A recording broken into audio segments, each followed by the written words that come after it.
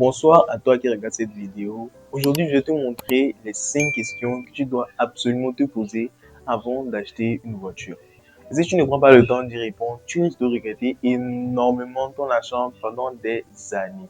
Beaucoup de personnes pensent que le plus important est de trouver une voiture qui leur plaît. En réalité, ce n'est pas ça qui compte le plus. Les meilleurs acheteurs ne commencent jamais par choisir la voiture. Mais ils commencent par se poser les bonnes questions. Et aujourd'hui, je te montre lesquelles. Il y a quelques temps, une personne m'a demandé de l'aider à trouver une voiture. Avant même de commencer par chercher à regarder les annonces, je lui ai posé plusieurs questions. Au début, elle trouvait ça bizarre. Elle autre voulait simplement savoir quelle voiture acheter. Mais quelques minutes plus tard, elle a fini par comprendre pourquoi ces questions étaient plus importantes que le modèle lui-même.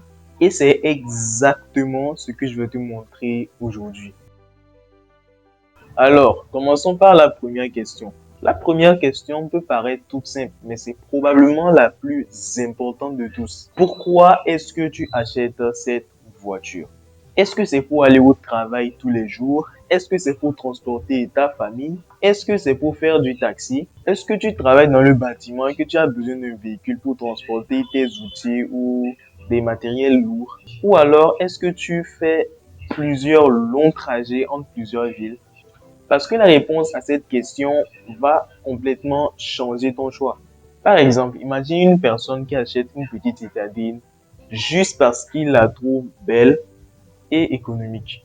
Quelques semaines plus tard, il décroche un travail où il doit transporter des outils lourds ou des matériels. Très vite, il se rend compte que sa voiture ne répond plus à son besoin. À l'inverse, certaines personnes, eux, ils achètent de gros 4x4 bien puissants, des pick-up, alors qu'ils ne font que des petits trajets par jour pour aller au travail, pour aller chez un ami à la boutique. Résultat, elles consomment beaucoup plus de carburant, paient un entretien plus coûteux que ce qu'ils devaient payer pour leurs besoins, donc dépensent de l'argent sans vraiment de raison valable. Tu vois, une voiture peut être excellente, mais si elle ne correspond pas à ton besoin, elle deviendra malgré tout un gros fardeau pour toi et donc un mauvais achat. C'est d'ailleurs pour ça que les meilleurs acheteurs ne commencent jamais par choisir la voiture. Ils commencent par répondre à cette question simple. Pourquoi est-ce que j'achète cette voiture? La deuxième question est tout aussi importante que la première question. Quel est ton budget réel? Et je précise bien sûr budget réel. Pas seulement l'argent que tu as prévu pour acheter la voiture. Beaucoup de personnes font la même erreur. Elles voient une voiture affichée à 5 millions et elles se disent, c'est parfait, j'ai exactement 5 millions, donc je peux l'avoir. C'est fou, hein? Mais en réalité, c'est pas parce que tu as le montant affiché que tu as forcément le budget pour cette voiture. Parce que une fois que tu l'as acheté, les dépenses ne s'arrêtent pas là.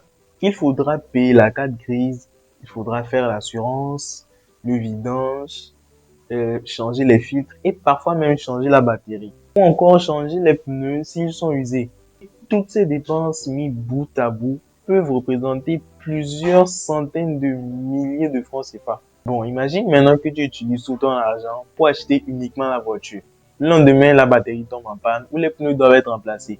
Tu es obligé d'aller chercher l'argent là ailleurs pour venir subvenir aux besoins de la voiture et continuer à l'utiliser. C'est pour ça que personnellement, je conseille toujours d'acheter une voiture un peu moins chère selon ton budget. Mais de garder toujours une réserve pour les premières dépenses, comme pour la batterie là. Parce qu'une voiture ne doit pas seulement être achetée, elle doit aussi être entretenue. C'est comme ton enfant.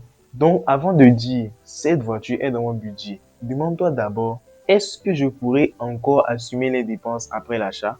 Si la réponse est non, alors cette voiture n'est probablement pas dans ton véritable budget. La troisième question est une question que beaucoup de personnes oublient complètement. Cette voiture a-t-elle une bonne histoire? Quand je parle d'histoire, je ne parle pas de son âge.